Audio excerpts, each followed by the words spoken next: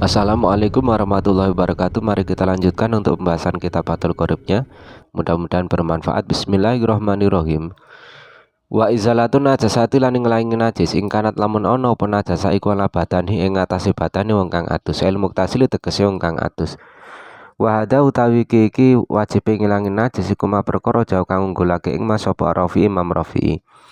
Kefarduan mandi yang nomor 2 adalah menghilangkan najis tatkala najis tersebut berada pada badannya orang yang mandi. Dan kewajiban menghilangkan najis ini merupakan perihal yang diunggulkan oleh Imam Rafi'i. Kita lihat pada qauluhunya. Qalu wa izala ila akhir karena muqtadad akhir ayakula wasaniha izala. Ungkapan ke musannaf wa izala sampai akhir ini mestinya diungkapkan dengan kata wasaniha izala seperti itu. Kenapa liyakuna ala namti masabako hazukola akhaduha aniyah, agar selaras dengan ungkapan beliau sebelumnya yakni akhaduha aniyah. Sebelumnya Kiai Musannaf mengatakan yang pertama adalah niat, mestinya kelanjutannya adalah yang kedua menghilangkan najis. Itu maksudnya seperti itu. Wal muradu bil izalah azawal, yang dikehendaki dengan izalah adalah zawal. Izalah itu kan master dari kata azala yuzulu izalatan. Maknanya ta'diyah, berarti menghilangkan. Kalau menghilangkan asumsinya harus ada pelaku. Dan pada bab ini tidak perlu harus ada pelaku ya. Maka ditafsiri dengan kata zawal. Walau min ghairi fi'li fa'ilin, walaupun toh tanpa ada pelaku. Contohnya seperti apa? Hilangnya najis tanpa pelaku, ka'an waqa'a alaihi ma'un fazalatin najasatu an badanah. Ketika ada air mengguyur orang yang akan mandi tersebut sehingga najis pada tubuhnya ini hilang, ini sudah mencukupi, berarti hilangnya najis seperti itu. Tidak harus menghilangkan najis. Qalu an najasa walau ma'fuan anha, najisnya walaupun dimakfu. Contohnya kal qalili minadami, seperti halnya sedikitnya darah. Wala ta'ayyanu hamlu kalamul musannifi ala tariqati Rafi'i wa in hamalahu asyarihu alaika litabadurihi fiha. Ungkapan Kiai Musannaf Takrib ya, pengarang kitab Takrib ini tidak harus diarahkan pada pendapatnya Imam Rafi'i. Walaupun toh Kiai Syareh pengarang kitab Fathul Qorib ini mengarahkan ungkapan Kiai Musannaf pada pendapatnya Imam Rafi'i. Litabadurihi fiha, karena memang sekilas ungkapan Kiai Musannaf itu mengarah kepada Imam Rafi'i. Baliyasihu hamluhu ala tariqati Nawawi, bahkan sah kita arahkan pada pendapatnya Imam Nawawi. Tapi kalau kita mengarahkan kepada pendapatnya Imam Nawawi, maknanya akan seperti ini, wa izalatun najasati walau fidomnil husli, dan menghilangkan najis walaupun di dalam mandi. Artinya bersamaan ya, satu basuhan untuk menghilangkan najis dan hadas sekaligus. Oleh karenanya fala yustaratu taqaddumu izalatiha, tidak disyaratkan untuk mendahulukan menghilangkan najis sebelum mandi. Wahina idin, dengan demikian fala tat'ifa fi kalamil musannaf, tidak ada dhaif di dalam ungkapan Kiai Musannaf. Kalau Imam Rafi'i berarti harus menghilangkan najis dulu, kemudian baru menghilangkan hadas. Tapi kalau dalam pendapat Imam Nawawi ini tidak harus seperti itu. Qalu in kanat ala badanihi fa ilam takun ala badanihi falaysa alaiki siwaniyah wa ta'mimu badanihi bil ma'. Ketika najisnya itu tidak berada pada badan, maka kefarduan mandi ini hanya ada dua saja, yakni niat dan meratakan air pada seluruh tubuh. Berarti menghilangkan najisnya tidak ada karena memang tidak berada pada badannya orang yang mandi. Qalu al muktasil tafsirun li dhamiri fi badanihi. Kata muktasil ini merupakan tafsiran dari dhamir yang berada pada lafadz badani ini. Qalu wa hadza ay wujubu izalati najasa qabla al-husli ala ma fahimahu asyarih. Hadza ini adalah maksudnya kewajiban menghilangkan najis sebelum mandi, seperti yang difaham oleh Kiai Syareh. Walidalika hamalahu ala tariqati Rafi'i. Oleh karenanya Kiai Syareh mengarahkan ungkapan Musannaf pada pendapatnya Imam Rafi'i. Waqat alim ta'anahu yasihu hamluhu ala tariqati Nawawi, dan engkau tahu bahwa sebenarnya ungkapan Musannaf itu juga bisa diarahkan atau sah diarahkan pada pendapatnya Imam Nawawi. Qauluhu marjahu ar-Rafi'i wa huwa marjuhun. Pendapat Imam Rafi'i ini adalah pendapat yang marjuh, yang diungguli ya. Wa alaihi lan iku ing ngatasé marojahu ar-Rafi'i falayak fi mengko ora cukup apa ghuslatun atus wahidatun kang siji anil hadas sanging hadas wa najasatil lan najis. Dan dengan pendapatnya Imam Rafi'i maka tidak cukup satu basuhan dari hadas dan najis sekaligus. Jadi hadas dan najis itu sekaligus tidak boleh dibasuh dengan satu basuhan menurut Imam Rafi'i. Warojalan ngunggulake sapa Nawawi Imam Nawawi al-iktifa ing ngalak cukup bi khoslatin klan basuhan wahidatin kang siji anhu masangking hadas wa najasa. Sedangkan Imam Nawawi ini lebih mengunggulkan cukupnya satu basuhan dari hadas dan najis. Wa mahaluhu tai panggolane khilaf iku ma perkara idakanat ing dalem nalikane ono apa najasatun najasa iku hukmiyatan bangsa hukum.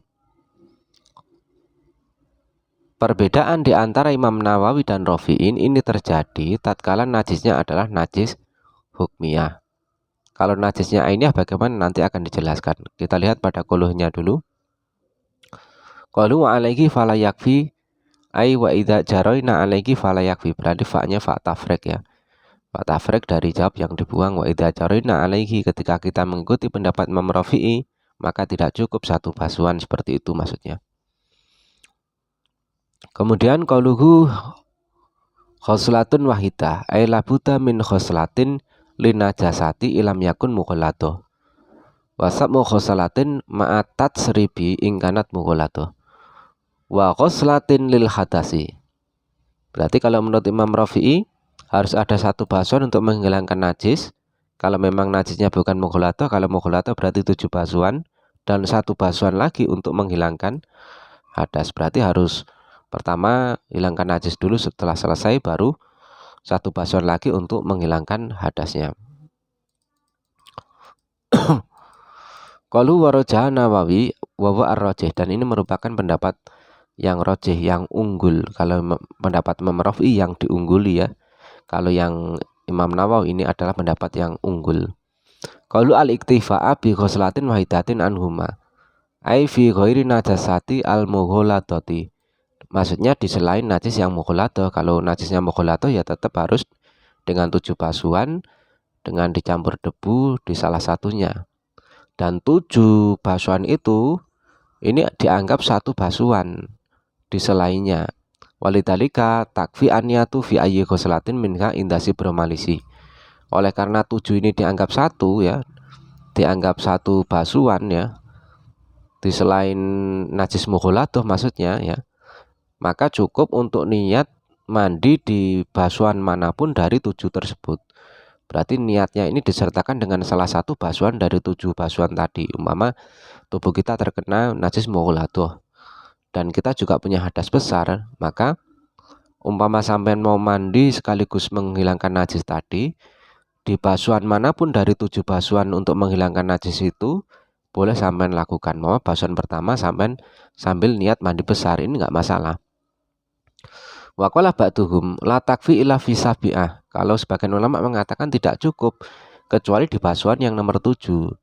Li'annaha hiya lati tazulu biha an-najasah wa yartafi'u bihal hadas.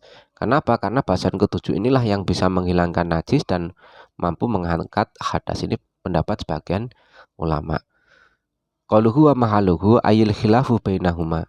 Maksudnya adalah perbedaan di antara Imam Rafi'i dan Nawawi. Qaluhu ma idza kanat an-najasatu hukmiyatan. Tadi sudah dikatakan bahwa perbedaan pendapat antara Rafi'i dan Nawawi ini terjadi pada najis hukmiyah.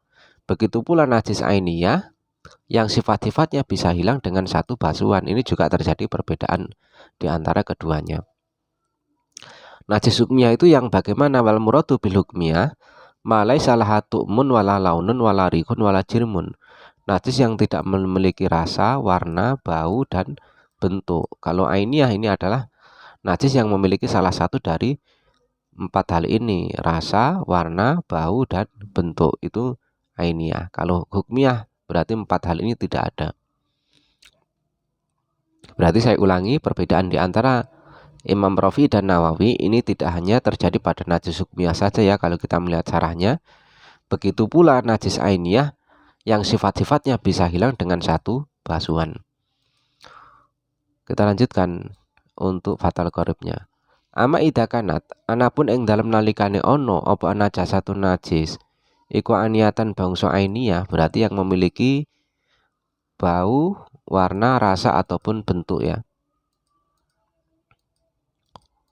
Wajib mengko wajib apa khoslatani basuhan loro anhu masangking hadas wa najasah.